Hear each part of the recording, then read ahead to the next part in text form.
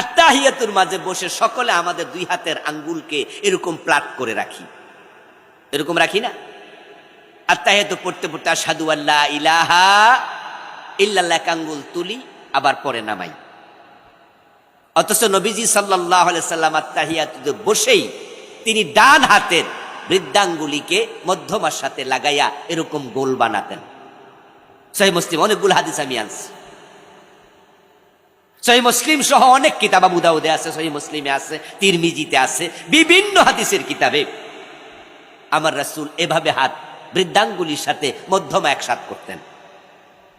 তারপরে বাকি যে দুই আঙ্গুল আছে ছোট ছোট, এগুলাকে ওই মধ্যমার সাথে এইভাবে গোল বানাতেন। আর এই আঙ্গুলটা তিনি তুলে রাখতেন, এক হাদিসে পাওয়া যায়। আর এক হাদিসে পাওয়া যায় তিনি মাঝে মাঝে একটু হালকা নাড়াতেন।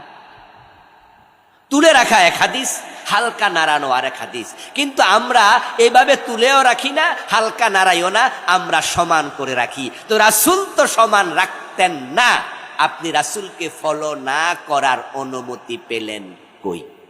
নবীজি সাল্লাল্লাহু আলাইহি ওয়াসাল্লাম যখন নামাজে দাঁড়াতেন তখন তিনি নামাজ শুরু করতেন তাকবীর দিয়ে।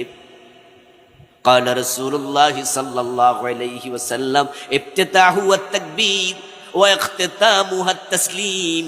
নামাজ শুরু হবে আল্লাহু আকবার বলে, নামাজ শেষ হবে সালাম ফিরিয়ে। কিন্তু আমরা নামাজে দাঁড়ায়া মুসাল্লাত দোয়া পড়ি, যেটা ইন্নী ওয়াজ্জাহাতু ওয়াজহিয়া লিল্লাযী ফাতারাস সামাওয়াতি ওয়াল আরদা হানিফা।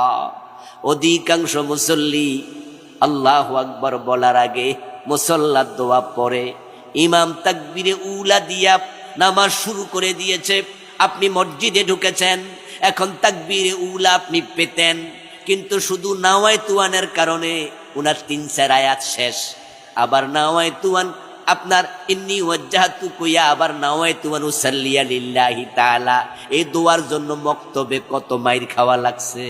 অথচ আমার রাসূল নাওয়াইতুয়ান কোনোদিন পড়েন নাই, ইন্নী ওয়াজ্জাহাতু পড়েছেন। হাদিসে পাওয়া যায়, সহিহ মুসলিমে এসেছে, হযরত আলী থেকে বর্ণিত হাদিস, আমার রাসূল ইন্নী ওয়াজ্জাহাতু পড়েছেন তাকবীর দেওয়ার পরে।